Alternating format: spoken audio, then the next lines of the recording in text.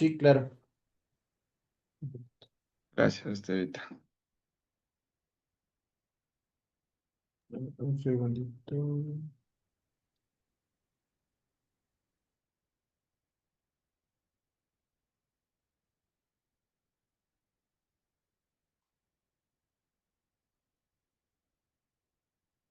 Bueno, en lo que proyecta el Estevita, hasta mientras me gustaría que pues un poquito repasemos lo que vimos la semana pasada, justamente con el contexto que teníamos de referencia que nos estaba dando Josué.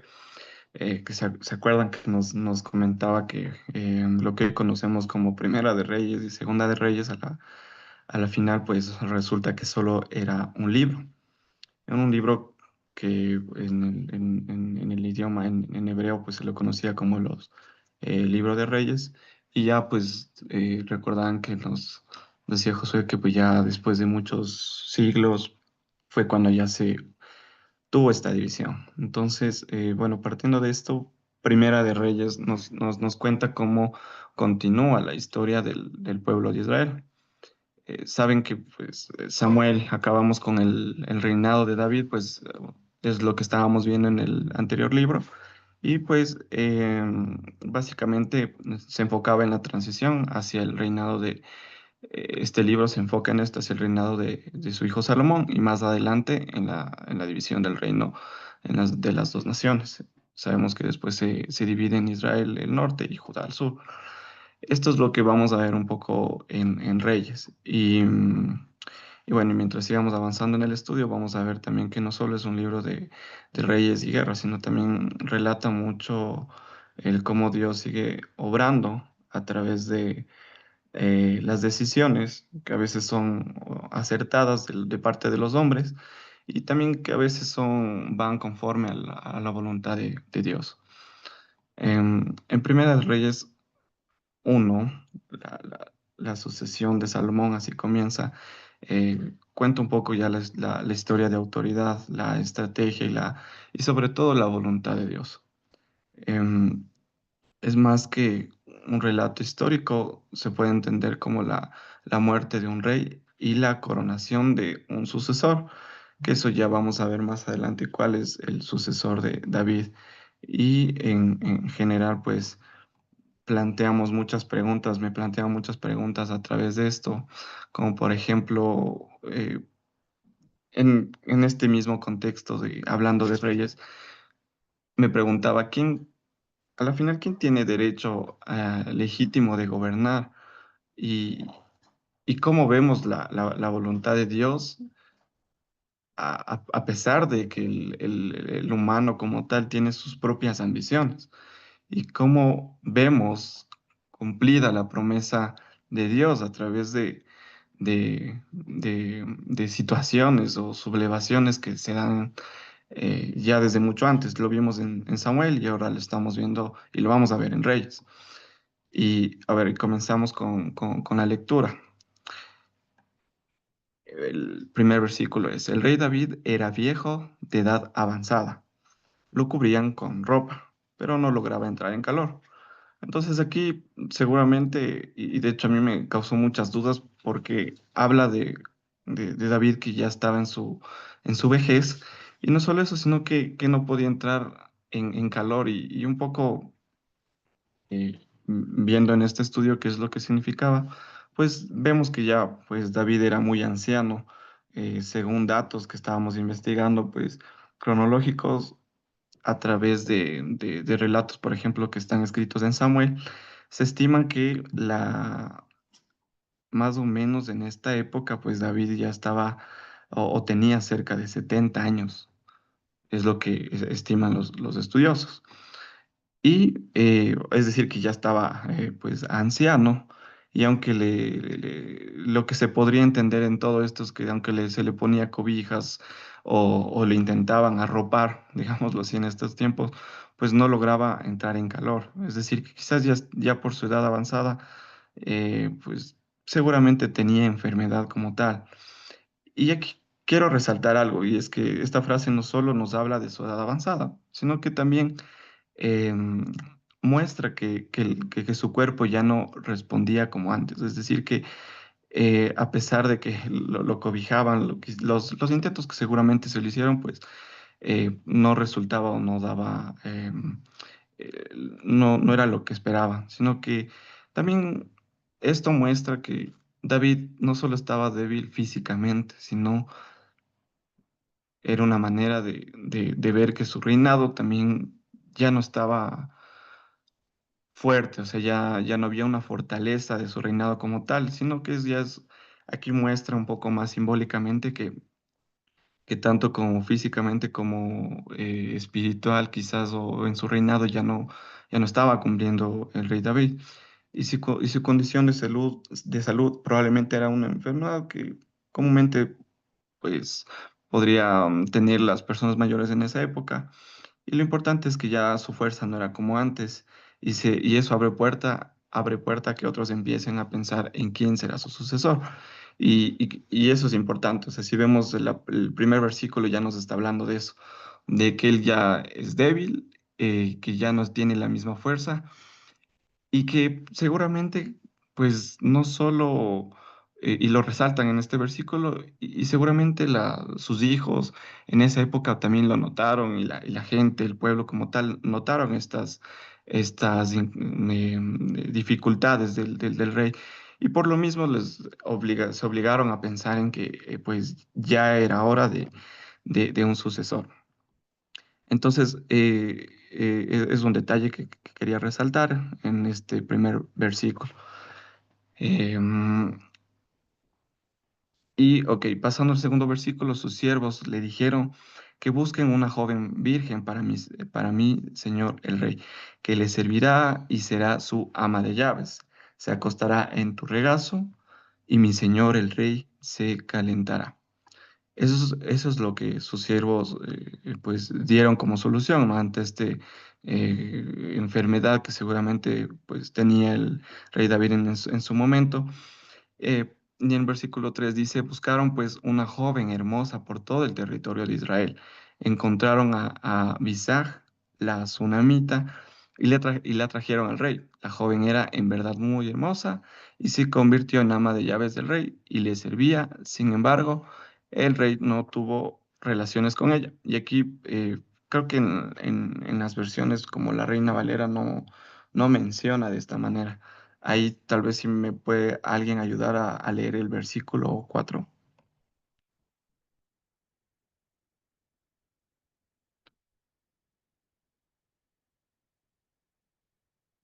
Alguien que se anime con el versículo 4.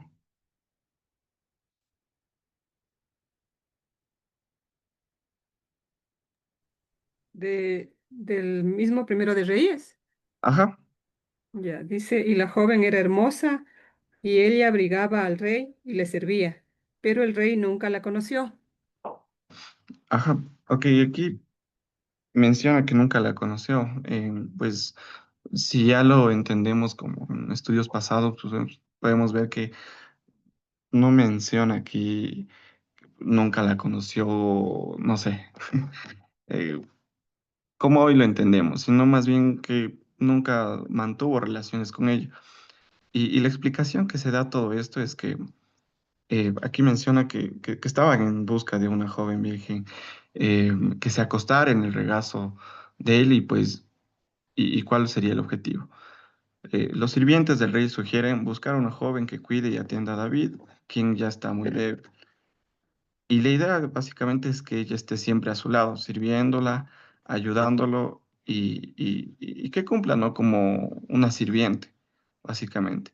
Y esto lo vemos y ahí tal vez me puedes ayudar, Estevitan. Justo estábamos viendo, por ejemplo, que aquí menciona la palabra hebrea, sokenet, justo aquí. Entonces, ahí donde está mostrando este Vitan es el texto en hebreo. Y justo por la última parte vemos que donde menciona en inglés treasure, ahí está escrito has so ken, que básicamente pues so ken es puede entenderse que es una cuidadora o lo sirva o sirviente como tal. Entonces, en este sentido, puede entenderse que esta joven lo que iba a hacer era ser una sirviente o una cuidadora del rey David, no más pues, no debería entenderse más bien como que tuvo una concubina más o una mujer más dentro de su historial, sino más bien que esta mujer estaba sirviendo y estaba cuidando de él. En este contexto, Sokenet se refiere a alguien que atiende de cerca y sirve al rey, algo parecido a una cuidadora personal. En otros versículos de la Biblia también se menciona, por ejemplo, en Isaías 22:15. Alguien tal vez me puede ayudar en Isaías 22:15.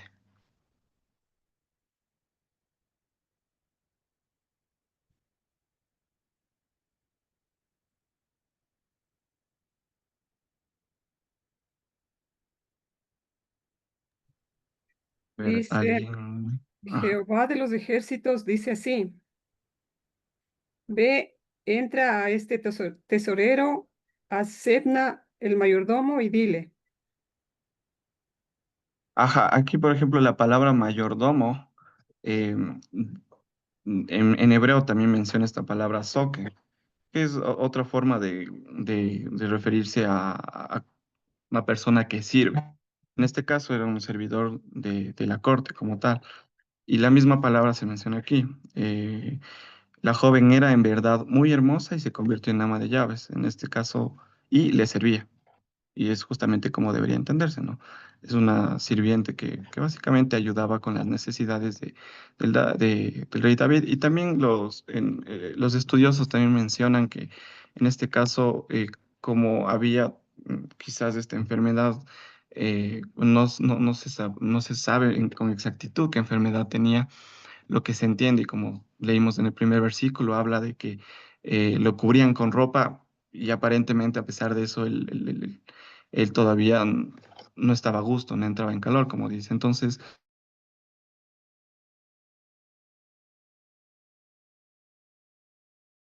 eh, o cómo lo explican los estudiosos quizás en este sentido, es que ella ayudaba quizás a mantener el calor ahí, y ustedes saben, el contacto humano genera al final calor como tal.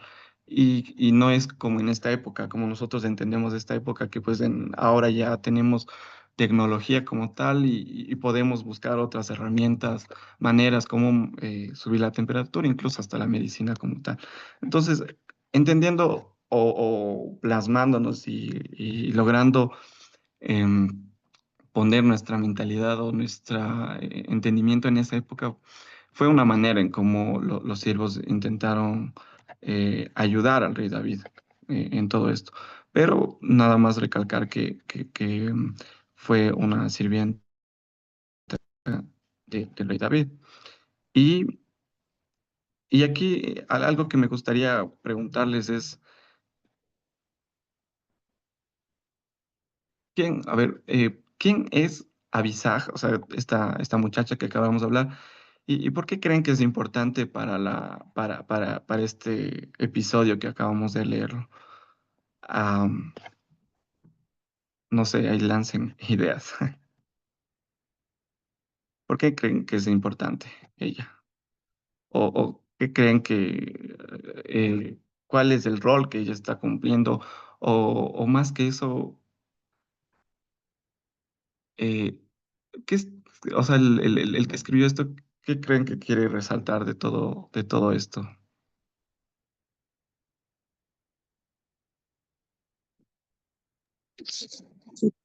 Eh, Mm, yo, yo considero que ahí piensa que es una doncella que no tiene otras responsabilidades, no tiene un hogar, no tiene otra cosa que le distraiga de hacer el papel de servirle al rey David en ujú, su necesidad por la que le estaba pasando.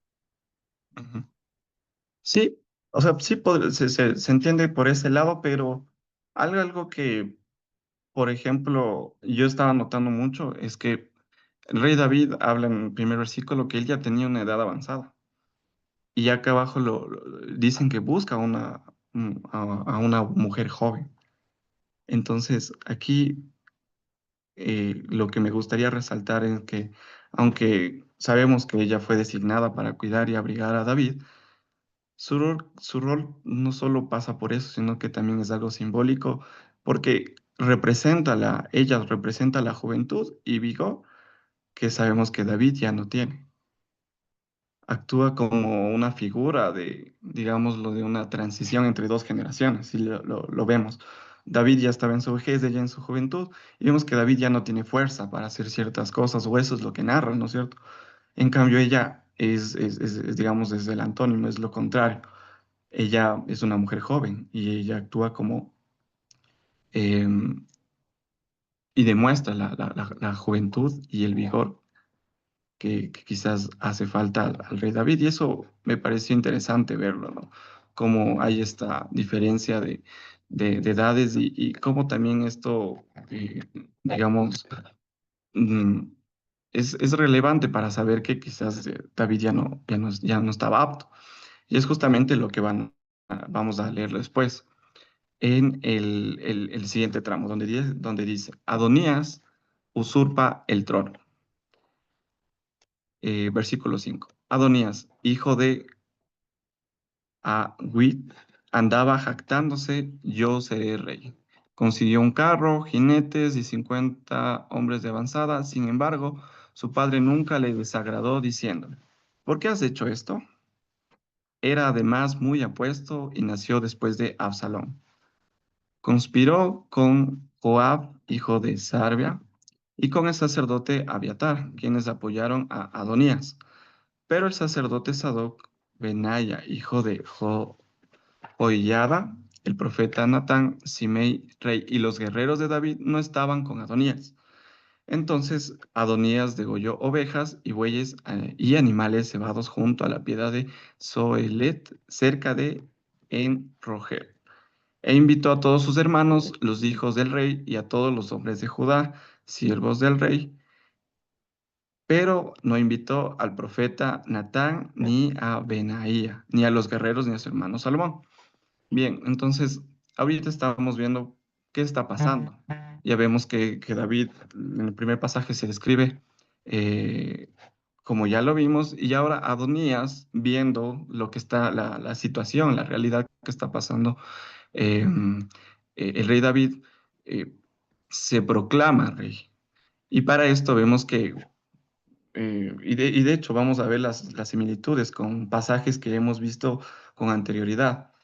Eh, Consiguió carros, jinetes, 50 hombres, hizo también no solo eso, sino que degolló ovejas, bueyes, animales, cebados junto, o sea, hizo todo, digamos, una celebración como tal, algo que básicamente de otra manera él se estaba proclamando rey y diciéndole pues al pueblo, yo puedo hacer esto porque soy rey. Yo puedo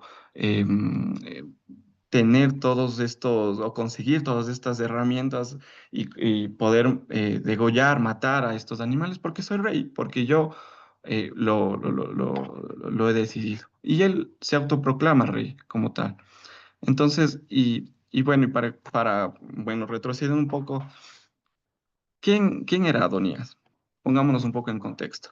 Adonías fue el cuarto hijo de David después de no, Gilead. Nació en Hebrón y tendría alrededor de 35 años, y es lo que más o menos se indica en los estudios que en esta época él estaría teniendo 35 años. Entonces sabemos que es hijo de Agit, como dicen las escrituras, y quien empieza a decir con orgullo, yo seré el rey. Como el hijo mayor, y esto tiene sentido hasta cierto punto, porque él era el hijo mayor, sobreviviente del rey David, perdón, sobreviviente claro, de David, ya que Amón y Absalón sabemos que ellos ya habían muerto y no se sabe mucho del otro hijo, que era Gilead. Entonces, entendemos que como él era el mayor y era el sobreviviente, pues él asumía que le corresponde, le corresponde heredar el trono al ser el mayor. Entonces, lo que resaltamos aquí es que Adonías no esperó una decisión oficial, sino que en vez de eso, pues él se exaltó, se proclamó a sí mismo y organizó su propia imagen de rey. Y esto es lo que les mencionaba, ¿no? El reunir tantas cosas, el juntarse con algunos, con Joab, con, con algunos que le servían al rey, se juntó y se proclamó. Y todo esto vemos que mostraba su ambición y sus ganas de imponerse como el sucesor, pero sin el consentimiento, dejámoslo así, de David. Y algo más importante, sin la voluntad de Dios. Y eso es lo que se entiende. Y otra forma de entender esto es que, como vemos aquí en el relato, invitó a todos sus hermanos, los hijos del rey y a todos los hombres de Judá, siervos del rey. Pero algo importante que menciona aquí en el versículo 10 es que no invitó al profeta Natán, ni a Benaya, ni a los guerreros, ni a su hermano Salomón. O sea, si vemos aquí, eh, vemos, o sea, si es que no llegó a invitar a todos, se podría entender de otra manera que pues no estaba siendo muy legítimo la situación. Es decir, que estaba ocultando eh, del todo y no quería contemplar con todos estos personajes que se menciona aquí. Y si hubiese sido pues la voluntad de Dios, ¿por qué no hubiese tenido que ocultar a nadie, sino más bien se hubiese proclamado y ya? Entonces aquí este versículo 10 resalta ya el que él de alguna manera no lo estaba haciendo, no estaba haciendo el procedimiento adecuado. Y por eso es que él no cuenta con todas con todos con el profeta Natán, ni a Benaya, ni a los guerreros, ni y sobre todo su hermano Salomón. Entonces aquí vemos una muestra de que él estaba ocultando cosas, de que él no estaba siendo sincero con su proclamación. Sí, y también esto nos recuerda algo que podemos ver también en Números 16:3. No sé si se acuerdan que esto aquí en para ponerles en contexto qué pasa en Números, en esta época de Números 16 es que se da la rebelión de Coré. Y pasa algo similar, ¿no? Que muestra una actitud de rebelión, arrogancia, en la que Coré y sus seguidores cuestionan el liderazgo de Dios que había establecido. Y argumento que todos eran, y recordarán ustedes que en pues Coré argumentaba que todos eran iguales y merecían el mismo lugar. Y si vemos, pues esa misma actitud aparece aquí con Adonías, quien, pues sin haber sido elegido, decide proclamarse el rey. En ambos casos se ve que pues ponen su ambición personal por delante de la autoridad de Dios. Y si alguien pues puede ayudarme leyendo Números 16:3 para recordar este pasaje o esta rebelión de Coré.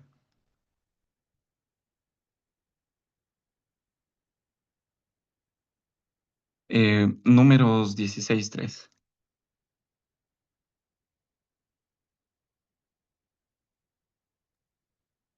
Dice, Alguien que se anime. y se juntaron contra Moisés y Aarón y les dijeron, basta ya de vosotros, porque toda la congregación, todos ellos son santos, y en medio de ellos está el Señor. ¿Por qué pues os levantáis a vosotros sobre la congregación del Señor? Gracias, hermana. Sí, justo eso, recordando un poco lo que pasó en esta rebelión. Y como les decía, a la final creo que el que resaltar la actitud que muestran de rebelión en contra no es en contra del rey David, sino es en contra de la voluntad de Dios. Entonces, eso nada más mencionarles con este pasaje de Adonías, que me pareció importante eh, entenderlo. Igualmente con este tema de que menciona que él degolló ovejas, bueyes y animales cebados junto a la piedra de Solet cerca de Rogel. Esto también lo vamos a ver más adelante, eh, a ver, recordarán ustedes en qué momento se degollaba animales, exactamente para qué lo hacía el pueblo de Israel.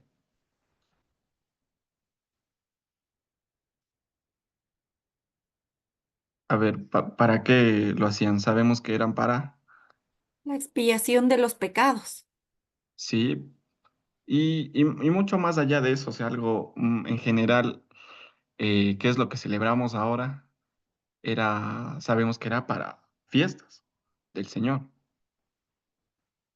para un banquete. Entonces aquí Adonías menciona que pues mata estos animales y se podría entender también que nos, bueno, no sabemos que no estábamos celebrando una fiesta del Señor como tal, pero sí se puede entender que esto generalmente se lo hacía para un banquete, para una comida, o como lo entenderíamos ahora para una fiesta. Entonces, aquí él hace esto, pues como una forma más de entender que se estaba proclamando rey y ofrece un banquete a las personas con las que le estaban acompañando. Entonces, esa es una forma de entenderlo.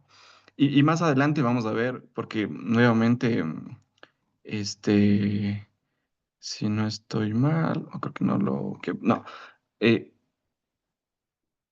sí, a ver, dame un segundito, ya. Y eso, bueno, se podía entender entonces básicamente él iba a preparar un banquete, ¿no? Para las personas que estaban ahí. Y aquí se menciona de que esto se celebró junto a la piedra de Zoelet, cerca de En Rogel. Y no sé si se acuerdan, tal vez, en qué otro pasaje escuchamos que se celebró algo en Rogel. Y recién lo acabamos de ver hace semanas atrás. ¿Alguien se acuerda?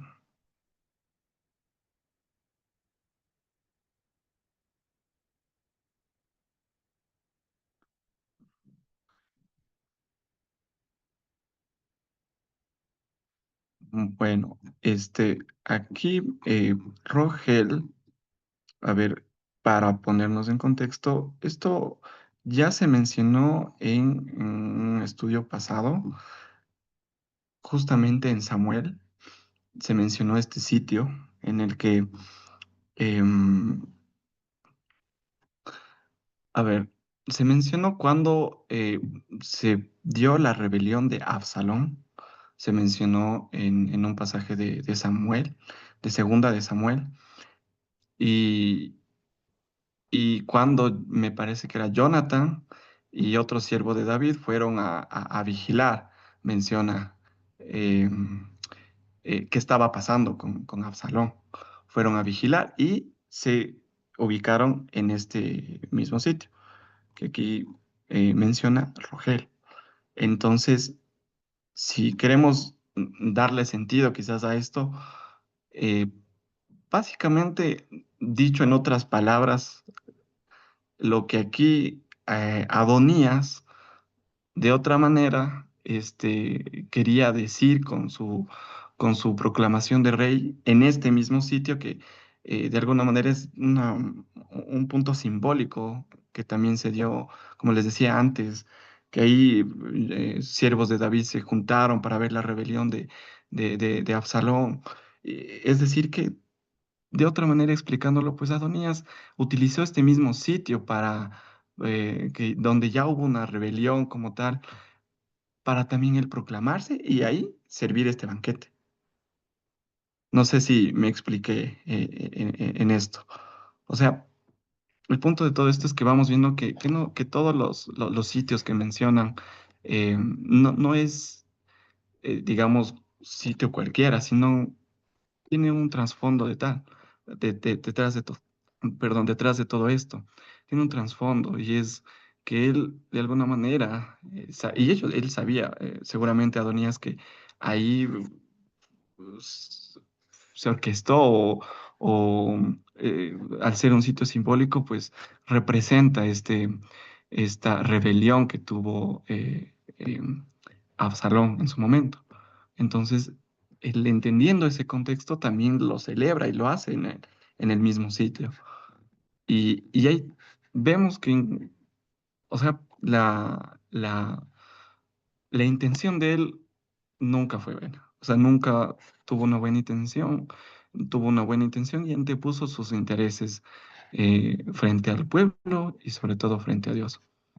Entonces, eso también quería que notemos en este pasaje. Y, y bueno, ¿y qué motivó a Adonías a proclamarse rey por su cuenta? Pues como les mencionaba, él vio la oportunidad de tomar el trono debido a la debilidad de su padre y la falta de un sucesor nombrado públicamente. Entonces, además, perdón, él, como les decía, digamos, como era de los mayores que quedaron con vida, pues de alguna manera tenía su derecho natural al trono, pero esto no iba a ser así, porque no era la voluntad del Señor. El Señor tenía otros propósitos. Entonces, volviendo a la lectura, versículo 11.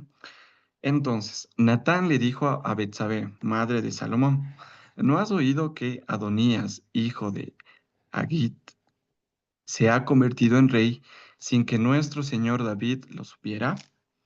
Ahora, te daré un consejo para que puedas salvar la vida, para que puedas salvar tu vida y la de tu hijo Salomón. Ve y preséntate ante el rey David y dile, ¿no juraste tú, mi rey, mi señor, el rey, a tu sierva, tu hijo Salomón reinará después de mí y se sentará en mi trono? ¿Por qué entonces se ha convertido Adonías en rey? Mientras aún estés hablando allí con el rey, yo entraré después de ti y confirmaré tus palabras. Y a ver, entendamos algo. Aquí dice que Natán fue el que sugirió a la madre de Salomón que de alguna manera cuestione o pregunte al rey que él le había dado pues su palabra, ¿no? Para que su hijo sea declarado rey. El profeta Natán eh, fue considerado un consejero, sabemos que era un consejero de David y también un mensajero de Dios, porque en algunas ocasiones vimos cómo él confrontó a David, como pudimos ver en el pecado, como cuando confrontó su pecado con Betsabé, ya y vemos que él de alguna manera, pues iba como consejero en general. Y él diseña esta estrategia con Betsabé para de alguna manera recordarle a David esta promesa que en algún momento, que en realidad no se explica aquí, en ningún pasaje se explica que dio esta promesa a David, pero pues entendemos que había una promesa detrás y más allá de David, pues era del Señor. Y cuenta el traspaso del poder cuando aquí menciona tu hijo Salomón reinará después de mí y se sentará en mi trono, cuenta el traspaso de poder entre David y Salomón. Su principal interés no es solamente que él sea rey, sino que eh, mostrar cómo Dios interviene en la historia, en el pueblo como tal, para cumplir sus promesas. Entonces, no solo es enfocar digamos, a estos personajes y sus decisiones que, pues, les lleva a actuar de esta manera, sino tal vez el trasfondo de todo esto es que básicamente David tenía que intervenir ante todo esto para que se cumpliese con la voluntad de Dios. Y esta promesa de, de- del rey David hacia Betsabé también se lo menciona. Y aquí lo vamos a seguir leyendo. En el versículo 14 dice, mientras aún estés hablando allí con el rey, yo entraré después de ti y confirmaré tus palabras. 15. Entonces Betsabé fue a la habitación del rey. El rey era muy anciano y Abisag, la sunamita, lo atendía. 16. Betsabé se inclinó y se postró ante el rey, y el rey preguntó, ¿qué ocurre? Ella le dijo, mi señor, juraste por Jehová tu Dios a tu sierva. Tu hijo Salomón reinará después de mí y se sentará en mi trono. Y ahora Adonías se ha convertido en rey y tú, mi señor el rey, no lo sabías. Mató bueyes, animales, cebados y ovejas en gran cantidad e invitó a todos los hijos del rey, a sacerdote Abiatar y a Joab, comandante del ejército, pero no invitó a tu sierva Salomón, a tu siervo Salomón. Y tú, mi señor el rey, los ojos de todo Israel están puestos en ti, para que les digas quién se sentará en el trono de mi señor el rey después de él. De lo contrario, cuando mi señor cuando mi señor el rey se acueste con sus antepasados, y yo y mi hijo Salomón seremos considerados malhechores. Entonces, aquí vemos igualmente el propósito de esto es claro. Lo que se está haciendo aquí es que se está presentando a Salomón, no como el, digamos, el sucesor, el más fuerte o el popular o el que, no sé, el que se ganó a las masas o algo así. No, sino más bien aquí lo presentan como el que iba a ser elegido por Dios, el que tenía que ser elegido por Dios. Y esto lo vemos respaldado por la promesa que se dio a David. Y se acuerdan ustedes, esto está escrito en Segunda de Samuel 7 del 12 al 16. Aquí vemos, mientras les sigo explicando, alguien que me ayude buscando, Segunda de Samuel 7 del 12 al 16, para recordar esta promesa que el Señor le hizo a David. Entonces, y aquí vemos cómo pues Salomón ya es de alguna manera presentado y aquí sí se ve que el procedimiento es el adecuado. Aquí entendemos que Dios ya había escogido a Salomón como su sucesor.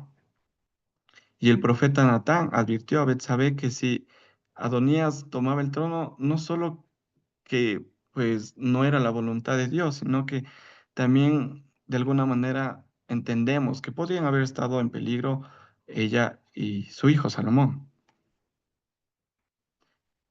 Y ya lo hemos visto antes, que esto ha llegado a pasar.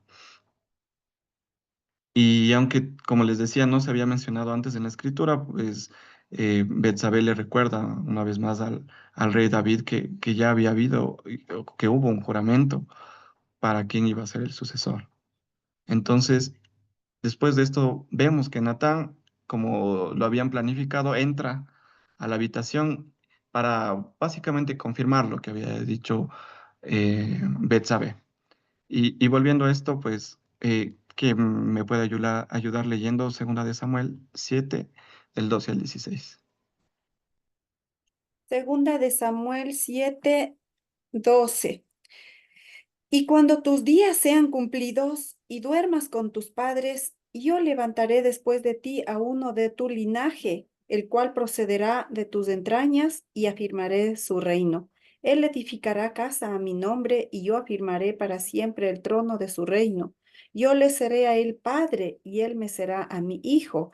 Y si él hiciere mal, yo le castigaré con vara de hombres y con azotes de hijos de hombres.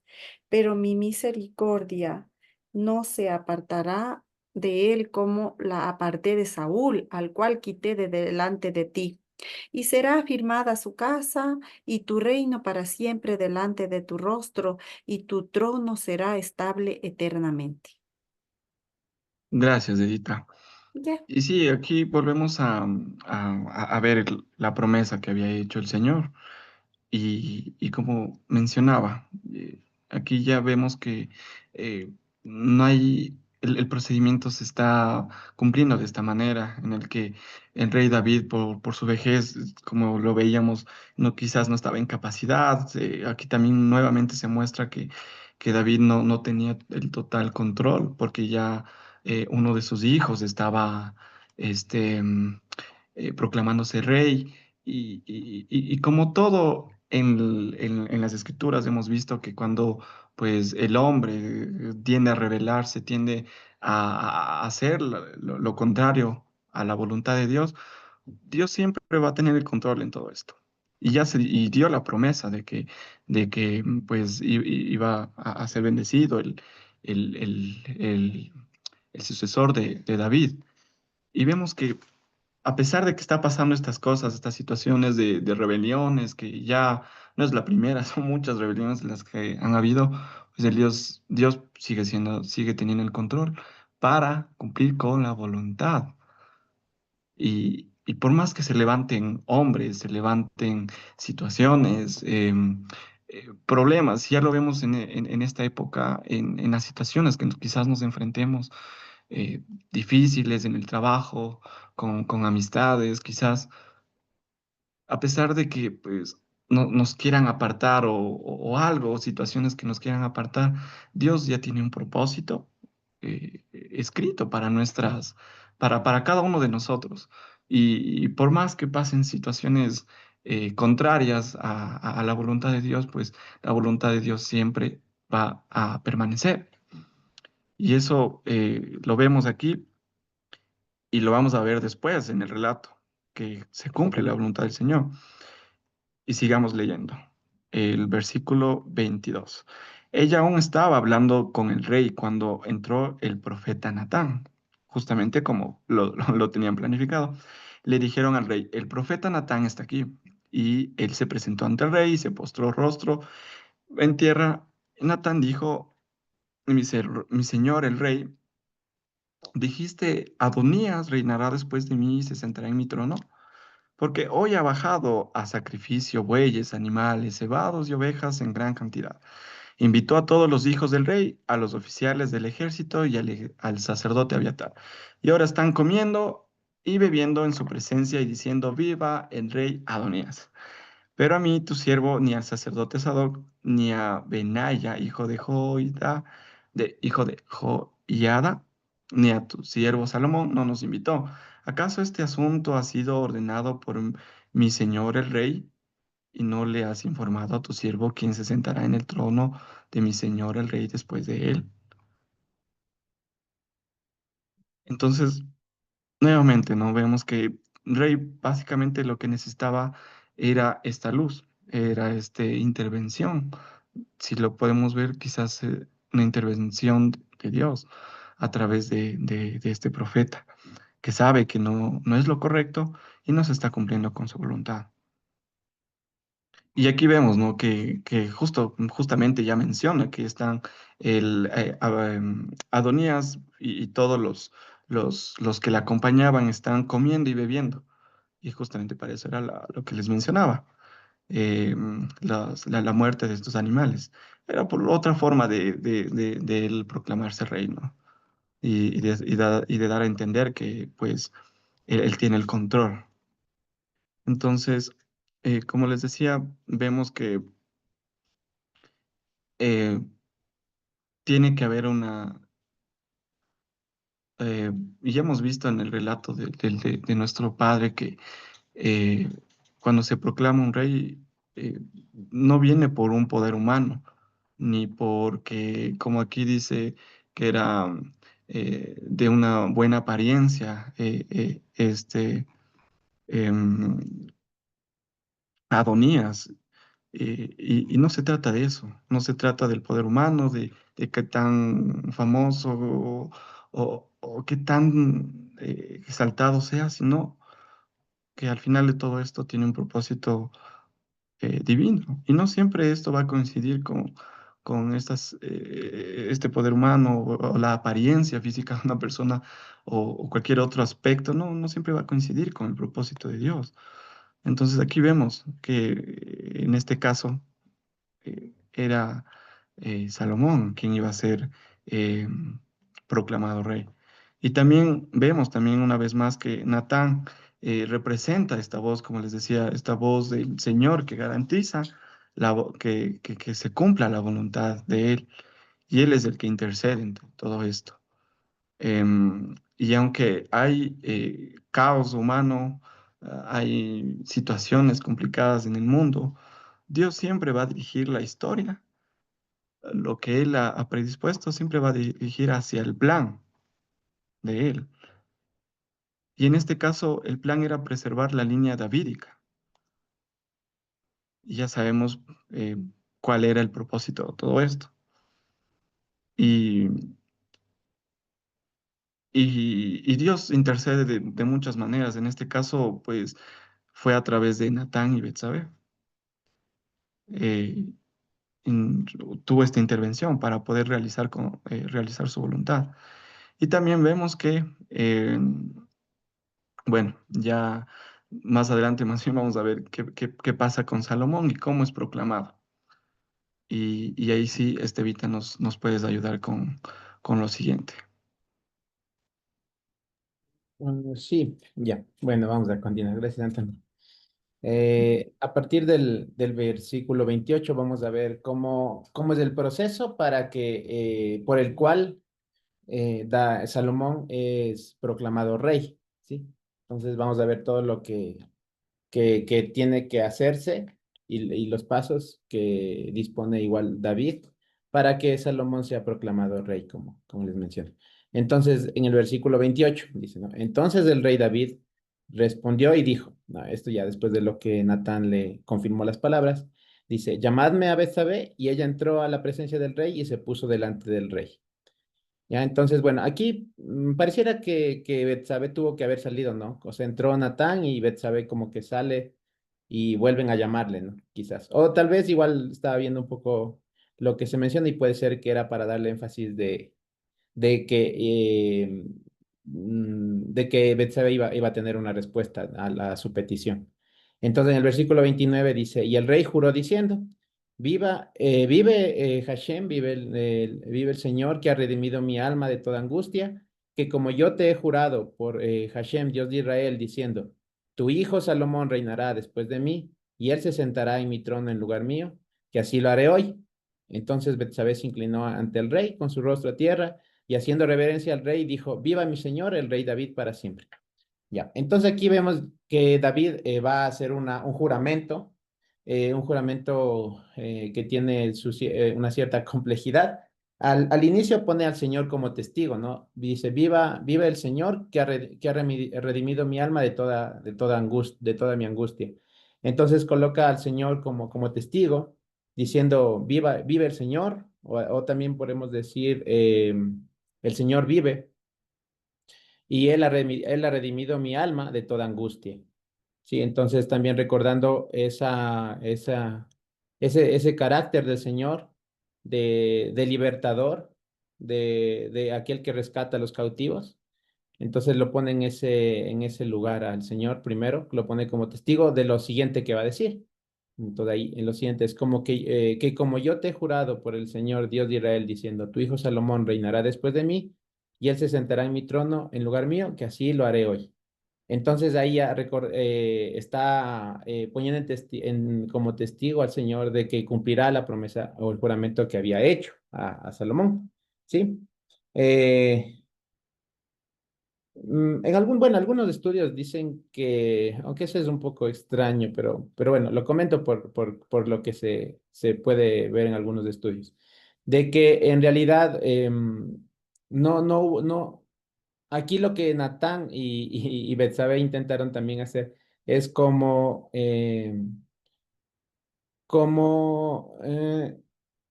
diríamos? O sea, que Natán le dice a Betsabé que hable de una manera tan convincente como lo que le está diciendo, ¿no? Este juramento, de que Salomón reinará después de mí y él se sentará en el trono. O sea, como diciendo que hable de una manera tan convincente para que el rey David creyera esta promesa, este juramento. O sea, como que si antes no habría sido dado este juramento. Y claro, si nosotros nos ponemos a leer, en realidad es como que no se puede ver claramente que haya así un juramento que siento, sí, yo juro que Salomón va a ser el próximo rey. Entonces, por ello es que en algunos estudios dan como esa idea de que fue como, como una manera de implantarle la idea a David, bueno, que ya estaba más anciano, entrado en edad, y como que implantarle esa idea. Pero pues ya vemos también igual con lo que nos comentó Anthony. Y también igual si vamos en Primera de Crónicas 22, otra parte, donde donde David recuerda la promesa que el Señor le dio para construir el templo.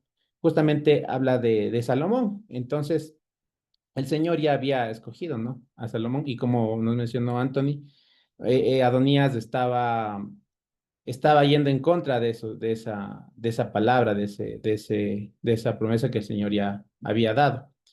Entonces, ya, entonces aquí David va a completar ese o va a hacer ya efectivo esa promesa, porque dice, lo haré así hoy mismo, o sea, ya no iba a tardar más David en hacerlo. Entonces lo va a hacer en ese momento, ¿sí? Vamos a ver, ya, entonces dice en el versículo 32. Ah, no, ya. Bueno, Betsabé también sí. Betsabé se inclina ante el rey en su rostro a tierra y ella hace reverencia al rey diciendo, viva mi señor, el rey David para siempre. Bueno, obviamente aquí en esta parte vemos que, o sea, ya sabemos que ya estaba el rey David ya muy anciano. Entonces hubiera sido un poco extraño que diga, vive mi señor, el rey David para siempre, si ya estaría a pocos días quizás de morir.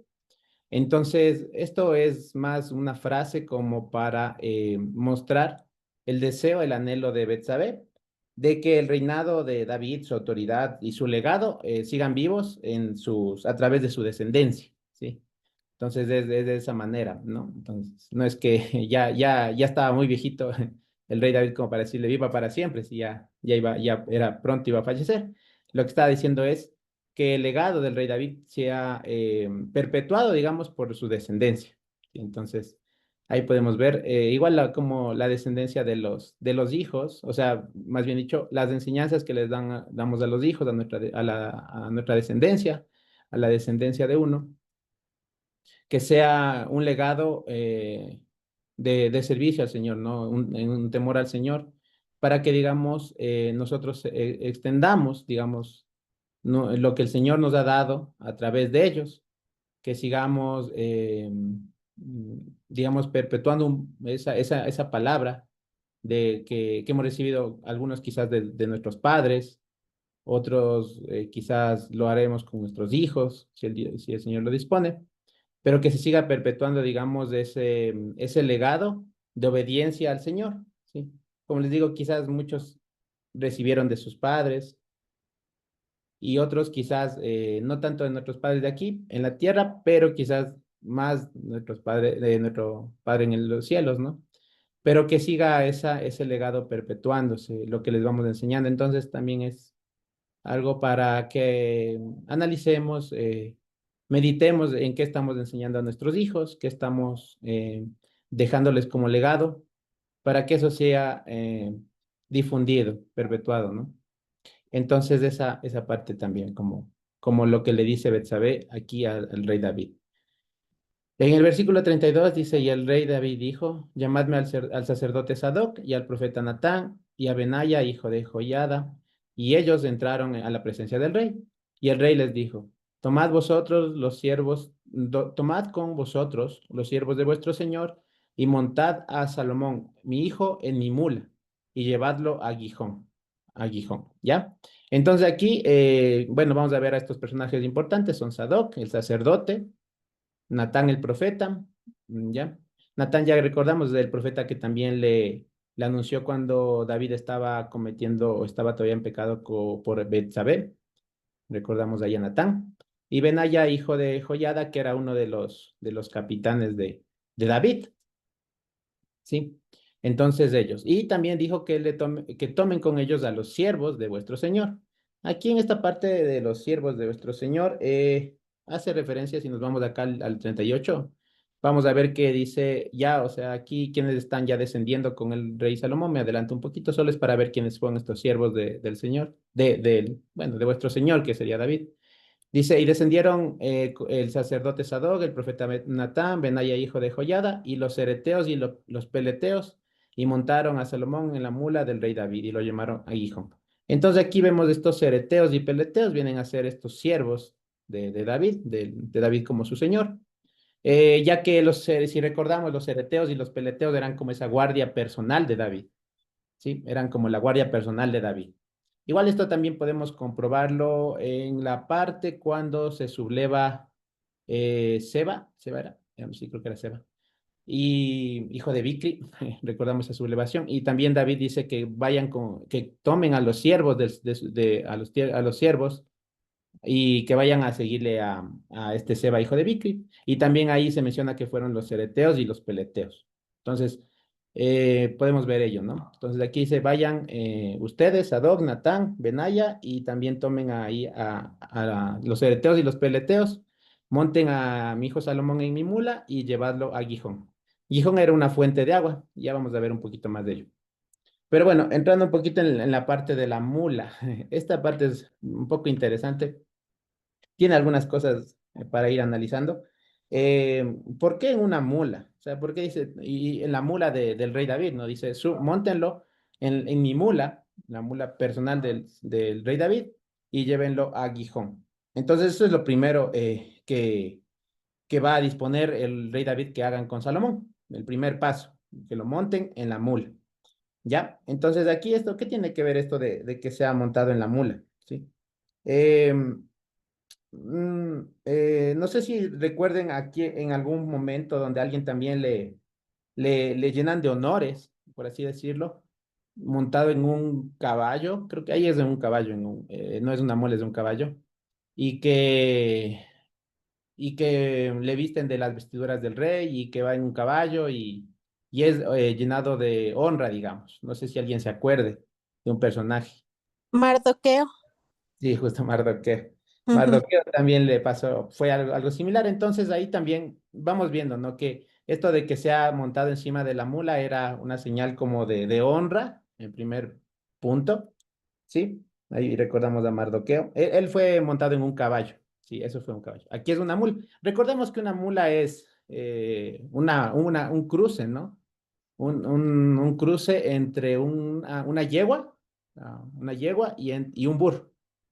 Entonces, de la cruza de del cruce de una yegua con un burro, sale una mula, ¿cierto? Entonces, aquí le dice que le monten en una mula, es diferente de un caballo, de una yegua o de un burro, ¿ya? Y también eso es interesante porque o sea, no había muchas mulas, eran muy, digamos, exclusivas, por así decirlo, animales muy difíciles de conseguir, o sea, no comunes, porque no eran animales que se permitía procrearlos. O sea, en Levítico 19:19 se, se da la instrucción de que no crucen animales, de que no crucen especies, ¿sí? Entonces no podían hacer esa cruza de una yegua con un burro, no se podía hacer eso. Esta mula de aquí y las mulas que quizás había, porque también decía que los hijos de David montaban en mulos, o sea, sí, en en mulas machos, en una parte donde todos salen huyendo en sus mulas, los hijos del rey David, dice que van en mulas. Entonces eran como animales exclusivos, que quizás eran más de reyes, porque eran difíciles de conseguir, principalmente en Israel, ya que era algo prohibido. Quizás en otros pueblos donde no era prohibido mezclarlos, eran un poco más comunes, pero aquí en Israel no eran común tener ello, ¿sí? Y era algo bastante exclusivo, por así decirlo. Entonces, eso como otra parte, ¿no? Como dando una honra y también como una exclusividad.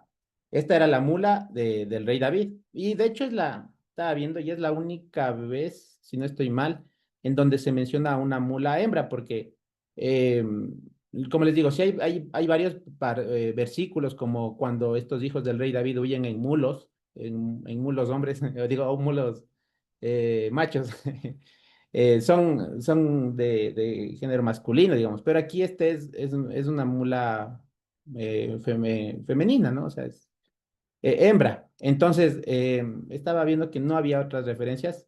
Y bueno, aquí es como mostrar que el rey David estaba transfiriendo toda su, digamos, su autoridad, y hacía pública la posición que tenía Salomón, la posición, digamos, de rey. Ya estaba transfiriéndole todo, toda su autoridad a Salomón. y lo estaba colocando en una posición muy privilegiada. Era equivalente, o sea, este acto de que él se suba en la mula de David era ya un equivalente a recibir la sucesión oficial. Ya era algo, o sea, bastante grande, no era así tan, bueno, llévele en mi mula porque no hay más en dónde. No era eso, no era solamente como que porque no hay en qué llevar, sino que ya tenía un significado importante. Sí, es como les menciono ya, dando la sucesión oficial a Salomón, ¿sí? Entonces, eso es importante que lo veamos. También, bueno, otra cosa que veía es que, por ejemplo, cómo, o sea, bueno, me surgió la pregunta, ¿no? De por qué tenían mulas si eran prohibidas, o sea, la mezcla, el crear mulos y mulas, no se podía hacer eso, hacer procrear eso. Entonces, ¿por qué los tenían? Y claro, en realidad, o sea, en el versículo de Levítico 19 no se menciona nada, o sea, acerca de no utilizarlos en algún punto, ¿no? Sino que no crearlos, o sea, como no alterar la naturaleza que el Señor dio. Pero ya una vez estando, no se menciona de que no los puedan utilizar. Y por ejemplo, ahí me surgieron igual algunas dudas. Y, y más bien una comparación, diría yo, que es lo siguiente, ¿no? Así como la mula, o sea, podía ser utilizada incluso por reyes, como vemos aquí el rey David, a pesar de que eran animales que habían sido generados de una forma que no era la que el Señor había mandado. Asimismo, Dios, o sea, me ponía como en ese contraste de que Dios usa a personas para que en su gracia, personas pecadoras, nos usa para redimirnos, para restaurarnos y transformarnos, o transformar lo que es impuro en nosotros y hacernos instrumentos útiles en sus manos. ¿Sí? Como por ejemplo, si recordamos en Hechos 10, ¿no? Cuando Pedro tenía la visión de la cobija con toda clase de animales impuros, y el Señor le dice, mata y come, y Pedro dice, no, ¿cómo voy a comer? Pero después ya llegan los gentiles y le van a ver a Salomón. Llegan a verle unas personas gentiles a buscar su visita a una casa de gentiles, y él entiende el sueño y dice, antes yo a estas personas les veía como impuros, como animales impuros, digamos así, pero en realidad me dice que no los ve así. Obviamente no hablaba de alimentos como tal, no hablaba de que ya puedes comer cerdo, sino que estaba diciendo de las personas. Entonces, así mismo, bueno, sé que no es lo mismo, pero la enseñanza me parece bonita de saber que así como la mula podía ser utilizada, a pesar de que no era la forma ideal de generar esos animales, no era así, no había que hacer eso, eran utilizados incluso por los reyes. Entonces, en ese mismo sentido, nosotros igual, con todas nuestras cosas, nuestras caídas y diferentes situaciones, el Señor nos usa para su gloria, para su honra, para el rey, somos usados por el rey, justamente, para cosas más grandes. Eh, Eso, que el Señor nos puede usar, ¿no? Y que no, a pesar de nuestro pasado y nuestras cosas, el Señor nos restaura, nos limpia para poder ser utilizados para su reino. Entonces, esa parte con la muerte. Estevitán, Sí, perdón, ¿puedo? sí, Verás, Carlita. como bien dices, esta palabra mula que aparece ahí no aparece en otro lado, ¿no? Por ejemplo, en el caso de Mardoqueo era un caballo Sus, y era lo que usaban allá, ¿no? Y alguna vez Josué nos dijo que pues los reyes de Israel montaban más bien en asnos. Y esta palabra, a mí me viene que en realidad no significa mula, sino esta palabra tiene una connotación de lo que el he estado viendo de estar separado, apartado. Entonces me parece que es que lo monten en el animal separado del rey, pero sí está en como una terminología femenina, ¿no? Entonces quizás era una asna, si es que era asna o una caballa. ¿Cómo se dice la esposa del caballo? Una yegua. yegua, yegua, Bueno, quizás sí era un animal puro, o en el que sea, montaba el rey cabal. y quizás sí era femenino pero no precisamente mula, sino que era apartado de él, del rey, que sabían que ese era el transporte real, digamos así, ¿no? Ah, Me ya, ya. parece a mí más que ser mula, porque la verdad no aparece en otro lado y en otro versículo esa misma raíz aparece como refiriéndose a un grano que estaba separado a grano, ¿no? Entonces, y tiene una raíz que tiene un significado de algo, de separar, apartar. Entonces, a mí me viene al corazón que no es que era una mula, sí, tal vez un femenino de animal que el rey montaba, que era de él. Eso sí, me pareció. Ya, gracias, Carmita. Sí, sí, sí, está ahí. O sea, sí puede ser también de esa manera, ¿no? Claro, en el estudio que vi era como que sí se iban directamente a que era una mula, pero puede ser lo que dice Carmita. Quizás era un caballo, o bueno, una yegua o un asna.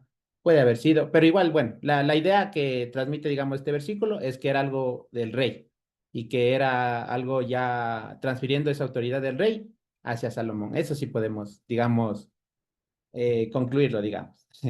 Gracias, Carmita. Entonces, el tema aquí es que ya le está, el primer paso es que se Gracias. monte, ¿sí? Perdón, Carmita, ¿algo más? Que gracias también, digo por Ah, ahí. ya. Sí, Carmita. Ay, Entonces, Vitán, ¿te puedo interrumpir también con alguito? sí, claro. Verás, eh, también recordamos que Absalón, si bien es cierto, no fue una mula, fue un mulo, lo encontraron encima de un mulo. O sea, cuando él murió, estaba encima de un mulo. Cuando estuvo ahí, menciona en 2 Samuel 18:9. Y Salomón también, ¿no? Es como, entre comillas, coronado encima de un mulo. Y también habla, o sea, en Salmos 32:9, los pone a estos animales como dicen, no sé, es como los caballos o las mulas, que necesitan ser sujetados con brida y freno, ¿no? Entonces, de alguna manera, estos dos personajes, si bien es cierto, Salomón difiere de Absalón, pero tenían una cosa como en común, ¿no? Que no tenían freno en sus pasiones, también cuando se desviaron en las cosas que no debían hacer. O sea, también lo podríamos mirar desde esa perspectiva. Gracias, Estevita. Gracias, Nati. Sí, no, claro, David, debíamos de ver que Salomón dejó desbordar todas un montón de cosas, ¿no? Él dice que probó tantas cosas en el mundo, pero bueno, en Eclesiastés vamos a ver también que al final dice que pues a pesar de todas esas cosas, todo el hombre es temer a Dios y guardar sus mandamientos. Bueno, o sea, quizás en el lado de Absalón no hubo ese don del arrepentimiento, pero en Salomón sí, quizás lo hubo, ¿no? Entonces, ahí en el Señor, bueno, al final todos tenemos esos frenos, tenemos esas pasiones desenfrenadas y si el Señor no nos salva, ¿no? Si el Señor no nos cambia, pues todos seríamos como mulos y demás. Sí. Entonces, más bien ahí al Señor que nos llama y nos cambia esa naturaleza, digamos. Muy bien, gracias. Gracias por las participaciones. Entonces, vamos a ver en la siguiente parte dice ya, tomen a Salomón en la mula y llévenlo a Gijón. Aquí estaba también averiguando un poquito más de este Gijón, me pareció interesante, y es esta fuente de aguas que tenía Jerusalén. Había unas fuentes de aguas en Jerusalén que es donde va a ser ungido. O sea, le dice que vayan a esas fuentes de agua. ¿Por qué podría haber sido eso? ¿Por qué podría haber sido que se le... un ratito. ¿Por qué podría haber sido que les dice que vayan a ese lugar? Quizás era porque justamente al ser un lugar de una fuente de agua, era un lugar público, ¿sí? No sabemos dónde se reunían mucho las personas alrededor de las fuentes de agua, ¿no? Porque iban, recogían el agua y demás. Eran como lugares en los cuales uno podía tener mucho contacto con las personas, comunicarse y demás. Entonces, quizás era algo para hacerlo público, o sea, para que este entronamiento de ponerlo como rey a Salomón en el trono, digamos, era algo más público. En cambio, lo que estaba haciendo Adonías era algo más privado, era algo privado, estaba incluso apartado de un poco, bueno, unos metros, estaba viendo que bueno, aproximadamente, por ahí, tal vez me equivoque, entre 200 a 300 metros como al sur de la ciudad de Jerusalén. Es el lugar donde estaba Adonías, que era en esa peña, ¿dónde era? Bueno, en la peña de, estaban por aquí. Bueno, en ese lugar donde estaban, ¿no? En Rafi, en Rofe, ¿cómo era? Bueno, estaba un poco más al sur. Entonces, estaban más privados, era algo privado, en cambio esto era algo más público, o sea, lo iba a hacer de una manera pública, al contrario de Adonías que estaba en, ¿cómo se llama? En Rogel, que estaba en Rogel. Entonces, era por ello que les dice que vayan para allá. Y también, bueno, este era el lugar, no había evidencia de que sea algo así como sagrado como tal, pero sí hubo como algunos, voy a ponerles un video donde se ve cómo podría haber sido ese lugar, digamos. Ahora ya creo que se hicieron construcciones de encima de la fuente y ya está todo ahí cubierto, pero en ese tiempo debió haber sido diferente. Pero ahí, aquí se va a ver la piscina, voy a ponerles para que vean cómo, cómo, cómo posiblemente fue, ¿no? A dónde tenían que ir. Y bueno, entonces ese era lo siguiente, ¿no? Y llevarlo al Gijón, ya les menciono, es por algo que tenía que ser igual también, iba a ser algo público, que iban a verlo las personas, ese ungimiento a Salomón.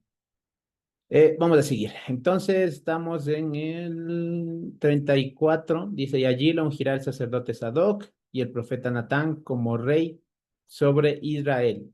Y tocaréis trompeta, diciendo, viva el rey Salomón.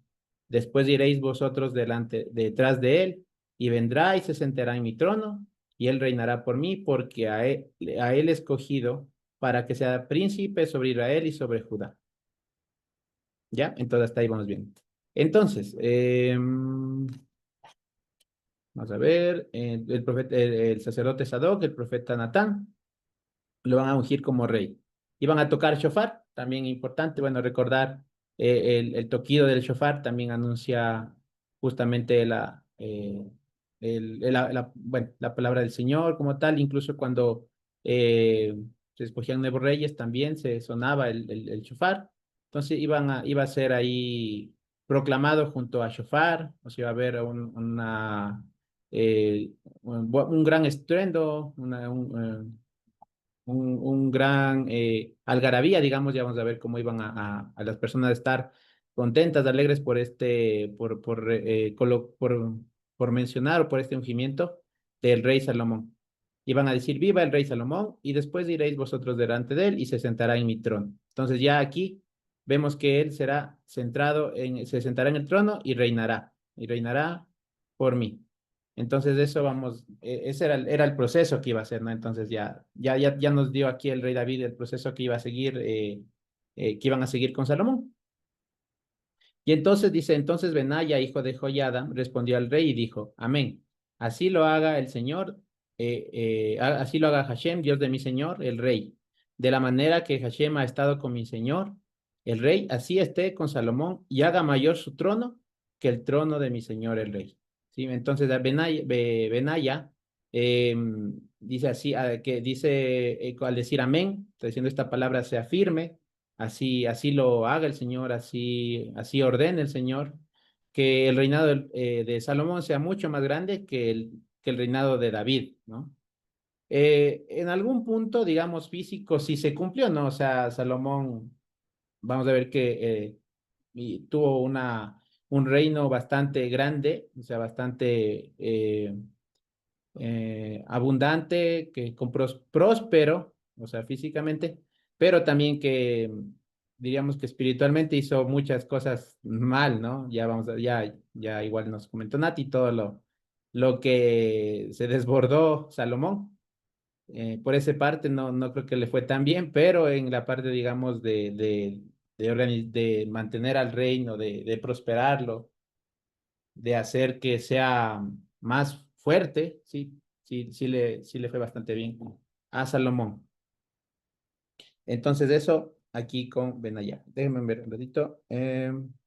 Sí, ya, vamos de acá abajo. Entonces dice, y descendieron el sacerdote Sadoc, el profeta Natán, Benaya, hijo de Joyada, y los ereteos y los peleteos, y montaron a Salomón en la mula del rey, y lo llevaron a Gijón.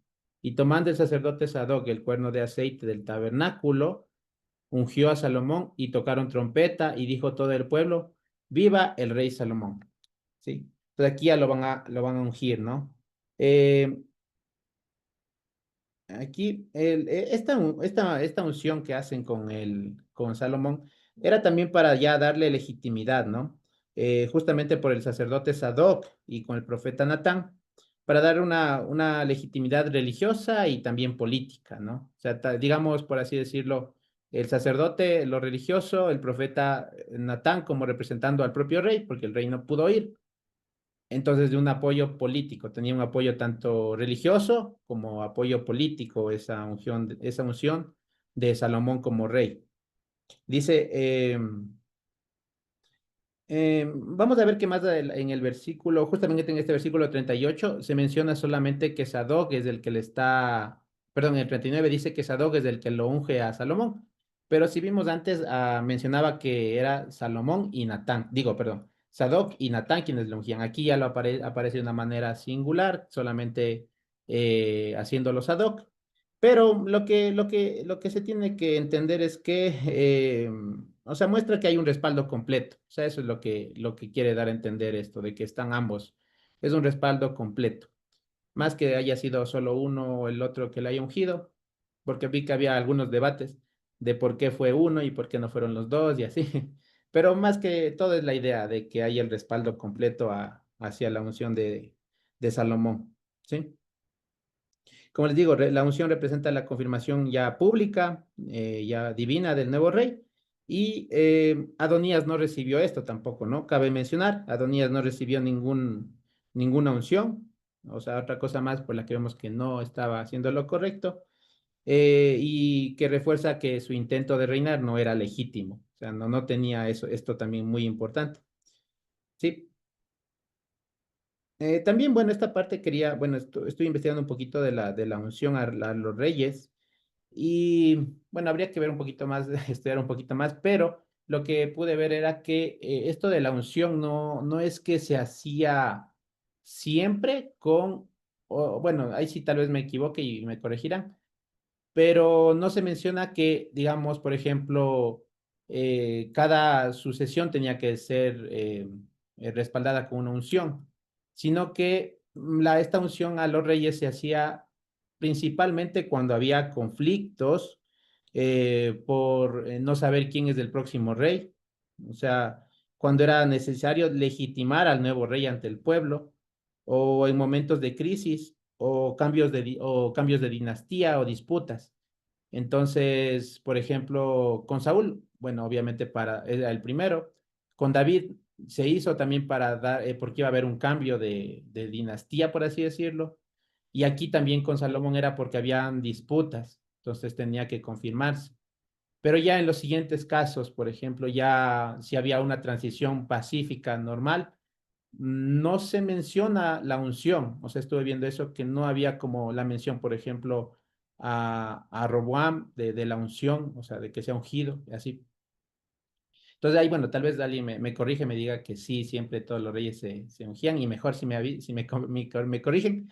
Pero de lo que pude ver era que no a todos les ungían con el aceite, sino cuando había estas disputas, estos cambios, digamos, de una dinastía, de dinastías, como vamos a ver, por ejemplo, más adelante, con otros cuantos que fueron, porque no se menciona que fueron todos y cada uno de los reyes que se iba haciendo, sino cuando había algunas ciertas complots y cosas ahí medias extrañas. Entonces era como para dar esta legitimidad. Entonces, eso también me pareció interesante. Pero bueno, aquí le están ungiendo a Salomón como para darle esa legitimidad de que él era y no era otro, no era Adonías, no era otro, era él. Entonces, ese es lo que también con la unción quería mencionarse. Ya, listo. Luego también, aquí en esta parte también, ¿cierto? David al momento de que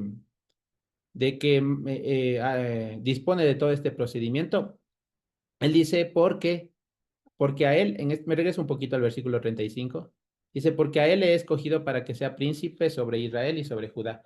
Entonces ahí también, bueno, había un poco, un estudio sobre la palabra de aquí, que se usa el príncipe, que es Nagid, se usa esa palabra príncipe, y estaba viendo un poquito qué significaba, porque no dice directamente, ¿no? Porque mencionaba, ¿no? ¿Por qué no dice que él ha sido escogido para que sea el rey sobre Israel, sino que le ponen la palabra príncipe? O sea, no le ponen directamente rey. Obviamente que sí va a ser el rey, pero es como que no lo dice directamente aquí. ¿Ya? Entonces dice que esta palabra Nagid se usa, o príncipe, se usa para destacar que es Dios quien lo eligió, ya que Nagid viene de un verbo que es Nagad, que significa anunciar, declarar, contar, hacer saber. Entonces, Nagid es alguien que digamos, ha sido, que no tiene su título por sí mismo, sino que su autoridad viene por la declaración del Señor, porque el Señor le ha declarado Nagid, ¿sí? Porque, como les digo, Nagid viene de Nagat, que es como declarar, hacer saber. Entonces, él no tiene una autoridad propia, o sea, eso me parece interesante, como que no era que su autoridad viene del trono o de su corona, sino que su autoridad viene del propio Señor, que lo ha declarado como el Nagid, digamos, de Israel. El Nagid es alguien, digamos, que habla en nombre de Dios o representa su elección, o sea, alguien que proclama, como digo, declara la voluntad divina. Entonces, por esos matices de Nagad, de que les digo, declarar, contar, hacer saber, es este Nagid. Y lo interesante, o lo que me gustó más, era ver que es una persona, un cargo que es declarado por el Señor, o sea, que su autoridad no es suya propia, sino que es porque el Señor lo ha declarado, que sea el Nagid. Entonces, este Salomón, y también que se usaba, o sea, esta palabra se usaba muchas veces incluso para decir, o sea, la persona que iba a ser el próximo rey, ya decían, este va a ser el Nagid, el próximo rey, y también igual incluso cuando ya estaba reinando, esa persona también podía seguir, era también Nagid, porque seguía siendo alguien que, digamos, era declarada su autoridad por el Señor.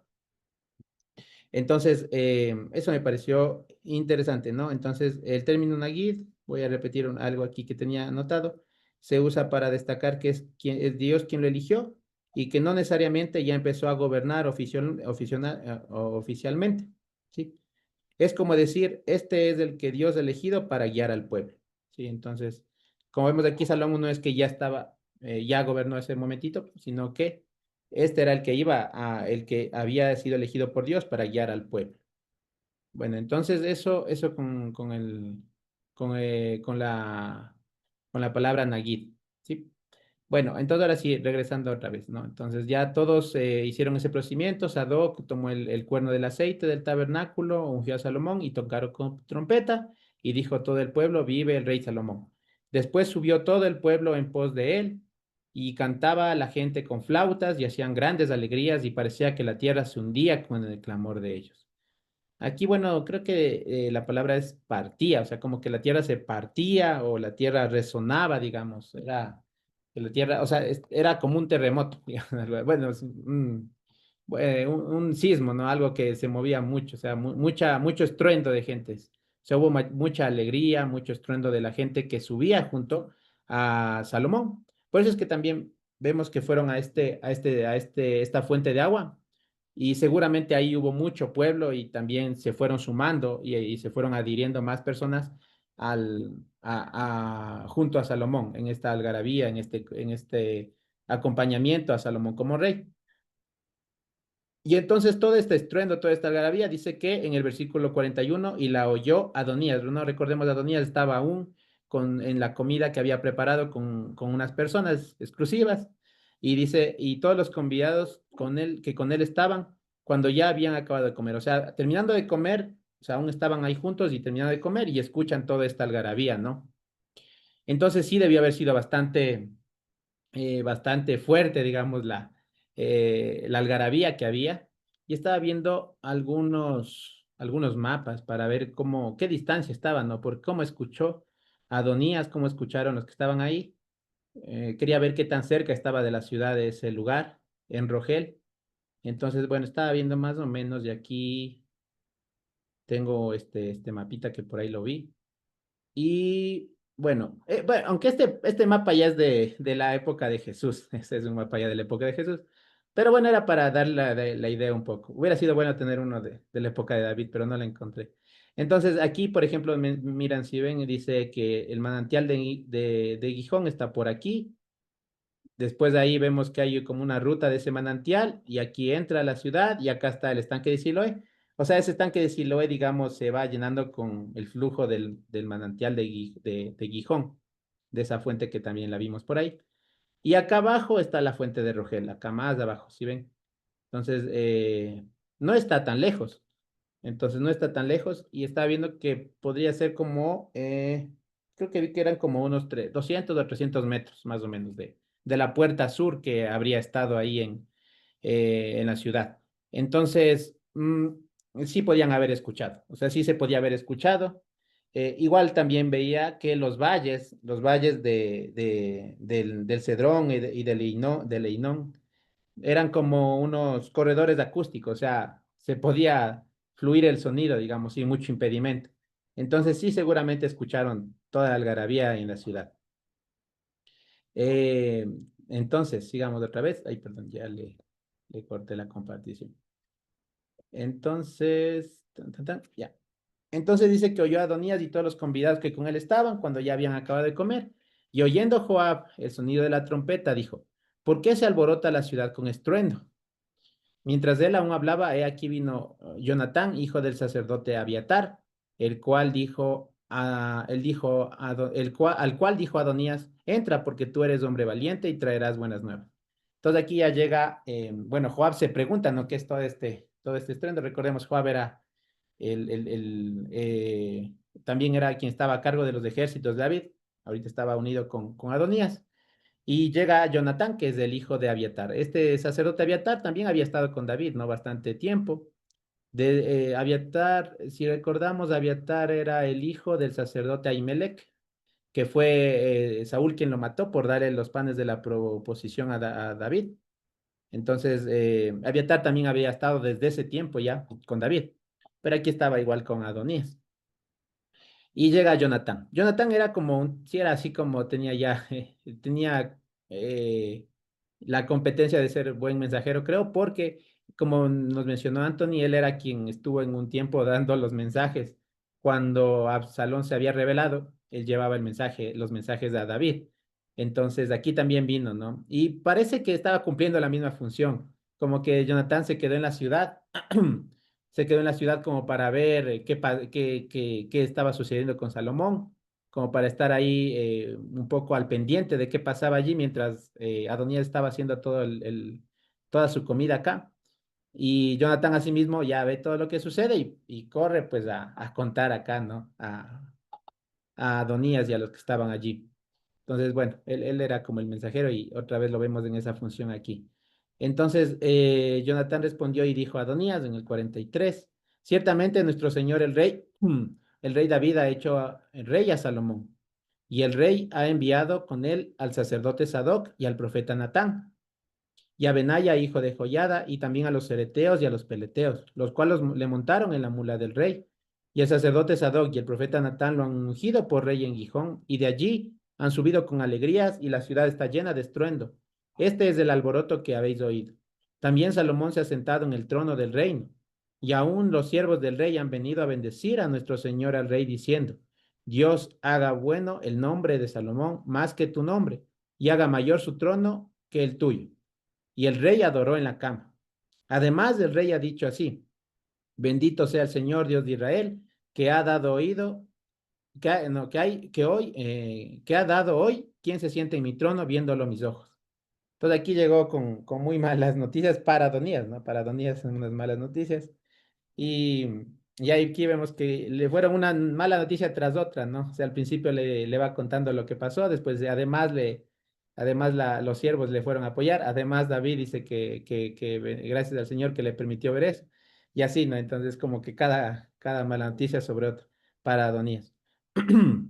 Había igual en algunos estudios donde mencionaban que este Jonathan, bueno, había dos posturas, que unos mencionaban que quizás Jonathan no vio todo esto, o sea, no es que él pudo estar ahí desde el Gijón hasta Jerusalén y que después vio que fueron los siervos y hablaron con David y David luego dijo esto de que el Señor, que gracias al Señor que ha dado quien se siente en mi trono viéndole en mis ojos. No, dice que no era, que una postura es que él no pudo haber visto de todo eso, pero que el escritor de este relato pone en la boca de este Jonathan todo esto, como para ir afirmando lo que se está diciendo, para darle legitimidad a lo que pasó en ese momento, a la sucesión de Salomón como el sucesor de David. Por ejemplo, al decir que los siervos, que vinieron siervos y que bendijeron al rey David, es como para decir que no solamente era algo que Jonatán lo estaba confirmando, sino que además había más siervos que confirmaban eso. Entonces, bueno, era una opción. Otros sí dicen que puede haber estado ahí, escuchar todo y visto todo, y sin problema, porque había mucha gente, entonces podía acercarse y estar al tanto. Pero bueno, hay esas dos opciones. A la final lo que nosotros hacemos es que se está confirmando el reinado de Salomón.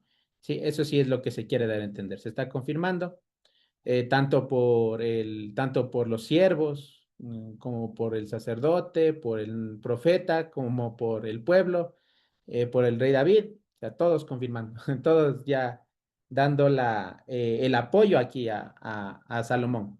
Entonces ya sabía, allá Adonías se quedó sin apoyo básicamente de nadie. Entonces, bueno, aquí vemos eso también. Eh, en esta parte también vamos a ver, de un ratito. eh, Ya, en el 49 dice, ellos entonces se estremecieron, o sea, los que estaban ahí, ¿no? El Joab, Abiatar y los demás, y se levantaron todos los convidados que estaban con Adonías y se fue cada uno por su camino. O sea, ya le dejaron solo a Adonías, se quedó solo, ¿sí? Bueno, aquí también viendo un poco esto, ¿no? Al final, digamos, quien esté haciendo lo malo o caminando sí, en lo malo, quizás cree que está disfrutando de las cosas, como aquí en este alimento que estaban ahí compartiendo en este banquete, pero sabemos que el final va a ser triste, o sea, el final va a ser no va a ser bueno, no va a ser bueno. A veces aquí lo estaban haciendo como a escondidas, eso también, ¿no? Como a veces uno hace cosas escondidas, pero eso será revelado, o sea, lo que hagas en secreto, pues será revelado se hará visible, será visible. Y aquí vemos como que el fin de todo esto fue mal, o sea, uno puede creer que está disfrutando, está de un banquete, pero si estamos haciendo lo malo ante el Señor o lo contrario, lo que el Señor nos ha mandado, pues a la final va a ser un final triste, ¿no? Aquí Adonías vemos que ya se quedó solo, me imagino, desfalleció totalmente su corazón, sus ideales. Entonces, muy pendientes de ello, ¿no? De que puede ser que alguna cosa traiga un disfrute y demás, pero que nos lleve a una perdición total. Entonces, eso es lo que a Adonías le está sucediendo. Y Adonías, temiendo de la presencia de Salomón, se levantó y se fue y se asió de los cuernos del altar. Sí, fue y se agarró. O sea, recuerden, si recordamos cómo era el campamento, donde estaba el tabernáculo del Señor, había todo había el tabernáculo, los límites, y había, digamos, el lugar santo, el lugar santísimo, que era ya una carpita, pero también ahí al frente de esa carpita, digamos, estaba este altar del sacrificio. Y ahí había unos cuernitos, 4 cuernos en cada uno de los lados del altar, donde se podría, digamos, uno sujetar. Y ahí fue donde se fue a agarrar él. Porque quizás al lugar santo, al lugar santísimo, no podía ingresar, o sea, para verlo, ¿no? O sea, no es que él ingresó al lugar santo ni al lugar santísimo, sino que en el atrio en el atrio donde estaba el campamento del Señor, el Ohel Moed, allí se agarró de los cuernos de ese altar donde hacían los sacrificios. Entonces recordemos también ahí seguramente había sangre de los animales. Era una manera como de que quizás se quería de una manera física buscar una protección divina, ¿sí? Era algo lo que quería hacer aquí este Adonías, buscando como eso, físicamente una protección, un asilo porque ya se vio que él le podían matar. Entonces fue y de alguna manera intenta buscar ahí una mediación, ¿sí? Aquí voy a ver algunas cosas. Dice que esto que hace Adonías es como una forma de pedir asilo. O sea, pidiendo que antes de que lo maten, lo juzguen. Y esto está un poquito relacionado con Éxodo 21 del 13 al 14. Si alguien tiene ese versículo, Éxodo 21 del 13 al 14. Déjenme ver.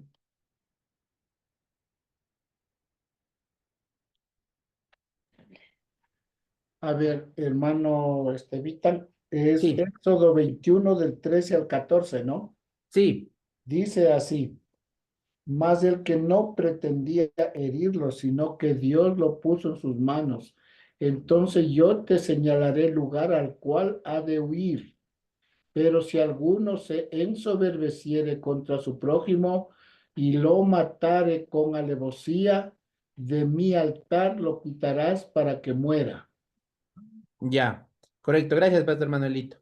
Entonces ahí vemos, ¿no? Si alguno o sea, si alguno mata a alguien con alevosía, dice que de su altar lo alejarán, ¿sí? Entonces, más o menos es como decir, ¿no? O sea, si alguien es culpable de una muerte con alevosía, debe ser alejado del altar. Entonces aquí lo que quizás Adonías va y se agarra de allí es como decir, no me juzguen hasta que se demuestre que soy culpable. Ya si soy culpable, sí, aléjenme del altar, digamos, algo así. Porque Ya, no hay no hay otro versículo que diga que uno tiene que ir ya y agarras, agarrarse de los cuernos del altar para para que le salvarte. dé asilo. Sí, Pastor Manuelito, sigue hablando. No, síganme. Ah, No. ya. Perdón, entonces aquí dice, Adonías temiendo la presencia de Salomón, él se levantó y se fue y se asió de los cuernos del altar. Y se le hicieron saber a Salomón, diciendo, he aquí que Adonías tiene miedo del rey Salomón, pues se ha agarrado, se ha asido de los cuernos del altar, diciendo, júreme hoy el rey Salomón que no matará a su espada a su siervo. Y Salomón dijo, si él fuere hombre de bien, ni uno de sus cabellos caerá en tierra, mas si se hallare mal en él, morirá. Y envió el rey Salomón y lo trajeron del altar y él vino y se inclinó ante el rey Salomón y Salomón le dijo, vete a casa. Ya, entonces aquí esta parte con Adonías, como les menciono, esto de ir a agarrarse de los cuernos del altar era como que ofrecía, digamos, al refugiado un punto físico de contacto con lo sagrado, digamos, pues les digo, ahí era donde hacían los sacrificios, y pedir una atención inmediata, una audiencia, es decir, que haya un juicio y que no lo maten antes de eso, buscando un asilo ahí como político, decían incluso en algunos estudios. Y el altar entonces, digamos, en ese punto le sirvió a Adonías como un refugio inicial, ¿no? Antes de que le encuentren por en otro lado y lo maten. Entonces fue como un refugio provisional, un refugio inicial que consiguió ahí y que bueno, después de tal vez, él también se reconoció como siervo, él dijo que se reconoce como siervo de el rey Salomón, y de hecho él mismo dice ahí, ¿no? Rey Salomón. Entonces ya vemos que Adonías ya está diciendo, él es el rey Salomón, yo soy su siervo. Aquí, bueno, por lo menos en estas palabras que él dice de inicio, porque ya vamos a ver que más a futuro va a ser algo medio extraño. Pero aquí lo que dice Adonías es mencionar que él es el rey Salomón y que Adonías se coloca como en posición de siervo. ¿Sí? Entonces, eso hace y pues, bueno, le hace que por lo menos gane una amnistía provisional, eh, donde el rey Salomón le dice, bueno, no te voy a matar, no te voy a matar por lo que hiciste, pero si se hallare mal en ti, morirás. Esto de hallar mal en él era básicamente como decirle, si es que otra vez vuelves a hacer algo contra el rey, o sea, y desleal, eso, algo desleal, va a morir. O sea, le dice, bueno, si tú caminas en lealtad a tu rey, ¿sí? Le dice, si fueres hombre de bien. Aquí la expresión estaba interesante, decía Ben Jail, pero era algo como decir, si fueres íntegro, leal a tu rey, con lo que estás diciendo, con lo que acabas de decir, ni uno de tus cabellos caerá. Pero si haces algo desleal nuevamente, vas a morir. O sea, fue una amnistía provisional, pero no le garantiza una inmunidad permanente. O sea, no es que ya de aquí ya anda nomás y no pasó, y ya puedes hacer cualquier cosa, sino que fue algo muy condicionado. Sí, podía haberlo matado ahí a Adonías, pero le da esta amnistía y con una condición. Entonces vemos cómo sirvió, digamos, de alguna manera como un refugio provisional para buscar esa amnistía provisional. Pero ya vamos a ver que en el siguiente capítulo a Joab no le va a pasar lo mismo, porque él sí tiene manchadas sus manos de sangre. Si recordamos, él mató a Abner, ya me estoy adelantando un poquito, pero él mató a Abner y también mató no me acuerdo si era Masa, creo que era él, sí. Y entonces él sí tenía culpa inmediata. Entonces el agarrarse de los cuernos del altar a él no le iba a dar una libertad. Tuvo ya su juicio ya había sido dado. Entonces él ya tenía que morir. Tenía que ser apartado, como dice el versículo que leyó el pastor Manuelito, apartado del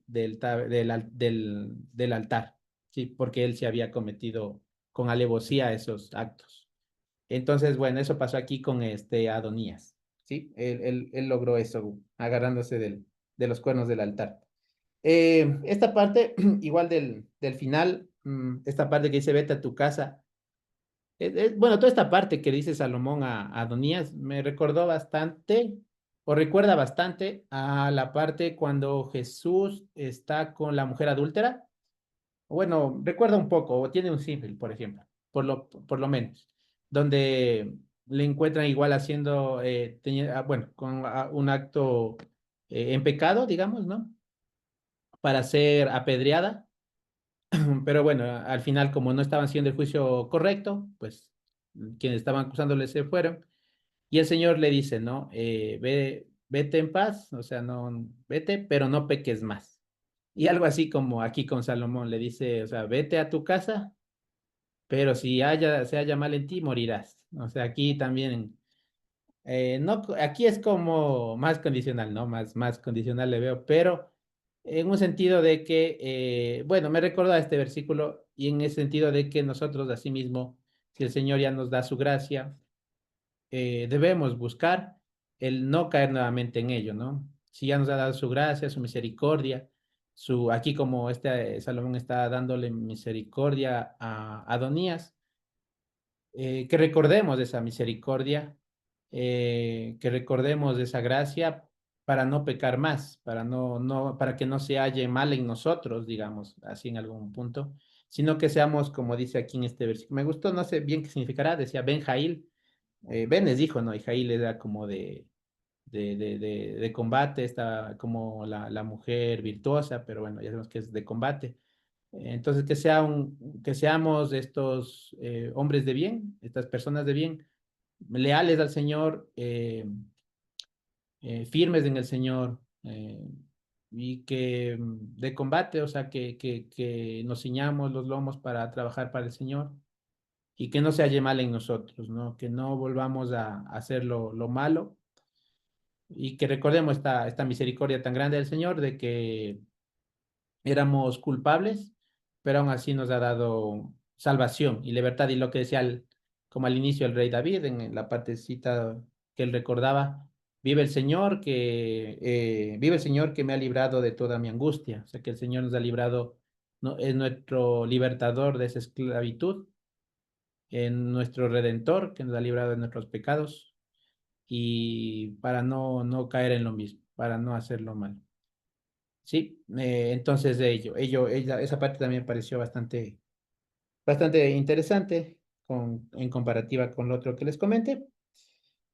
Y bueno, eso por esa parte con Adonías.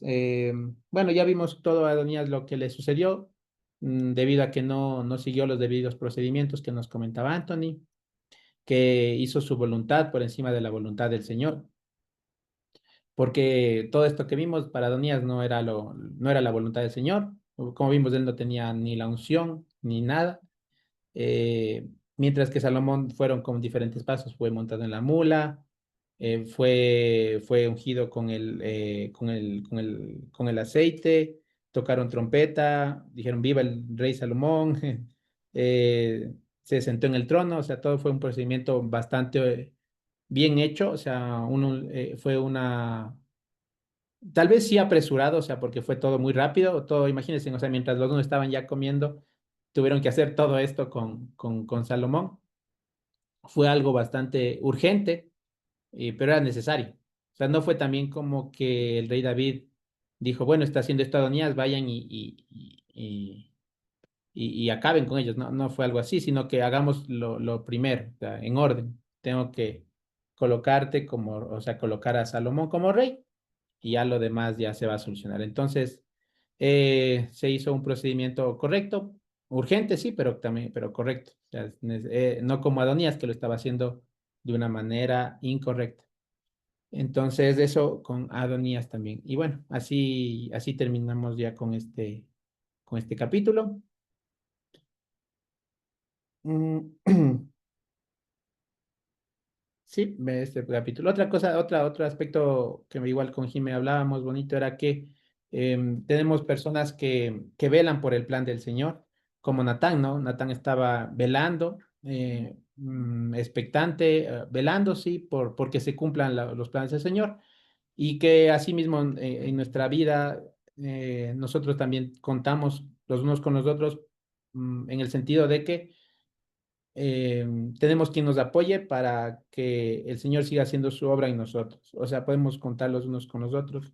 Pues eso es lo que debemos buscar, que estemos velando los unos por los otros para que los planes del Señor se sigan cumpliendo. O sea, aquí si Natán no estaba velando por esta situación y él no hacía nada, pues quizás no pasaba nada de esto y hubieran sido otros sucesos, pero gracias a que Natán estuvo expectante, velando por Salomón, velando por el plan del Señor, se hizo de la manera que lo vemos. Entonces también ver eso, ¿no? Ver que contamos con las personas que están alrededor nuestro y que están orando. Jimé recordaba a su familia, a su tía, que siempre era como que estaba velando por ella, orando su familia en el sentido de que caminemos en el Señor, de que camine en el Señor. Y es bonito también saber que contamos con ello y nos da también fortaleza, digamos. Y eso también fue otra enseñanza bonita de este capítulo que les quería compartir. Eso, de allí. No sé si alguien más tiene alguna pregunta o algún comentario o si podemos ir terminando.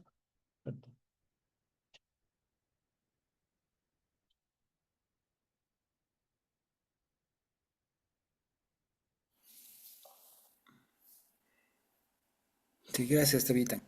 Y gracias, chicos. Marlenita, creo que tiene una pregunta. Es Nati. Al- Marlenita Junior.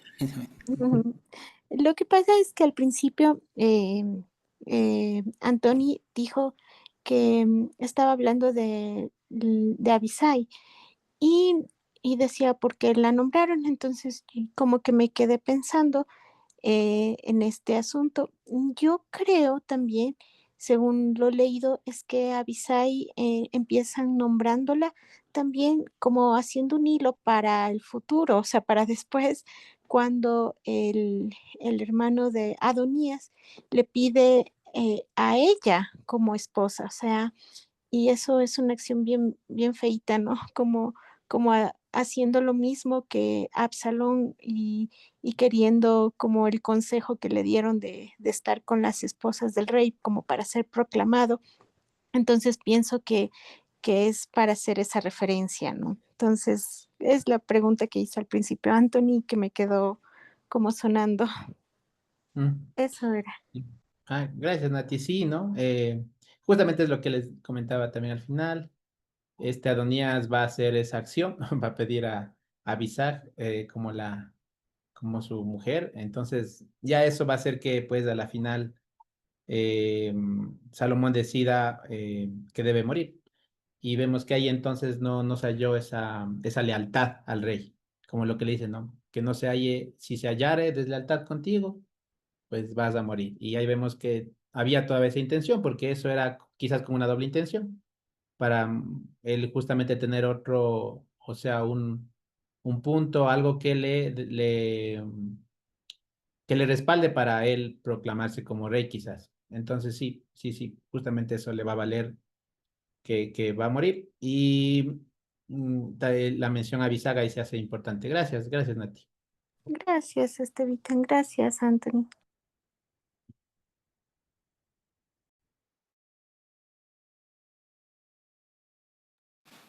Ahora sí creo. Bueno, muchas gracias Antonito y muchas gracias también Estevitan y gracias a todos los hermanos que han estado pendientes y participando. Nada más me quedó un poco sonando el tema de la mula. Le estuve revisando igual y bueno, la palabra si bien aparece solamente en toda la Biblia, aparece solamente en este capítulo de Reyes, ¿no? Sí es del animal. Si bien la raíz, digamos, de la palabra tiene que ver sí con separar, con dividir, en realidad tiene que ver digamos, no se está tratando la palabra como está ahí, no se trata de una conjugación del verbo, sino más bien de una sustantivización de la raíz, si se quiere. O sea, ahí es una palabra propia, que sí se refiere a la mula en el sentido de un animal híbrido, si se quiere, mezcla entre caballo y burrito. Ahora, sobre el tema de por qué y todo lo demás, hay dos formas de resolverlo. Una complicándonos, digamos, viendo como un tema de que tal vez había transgresiones, de que se propiciaba de alguna manera la mezcla de estos animales, etcétera. Y la otra creo que es más sencilla, sabiendo que a veces esas mezclas ocurren de manera natural, digamos, incluso sin planeación y con todo lo demás. Así que era común incluso en la época que existan estos animalitos. O incluso la otra alternativa también es que esta palabra sea designada para un tipo especial de, incluso híbrido, ¿sí? De un animal de carga.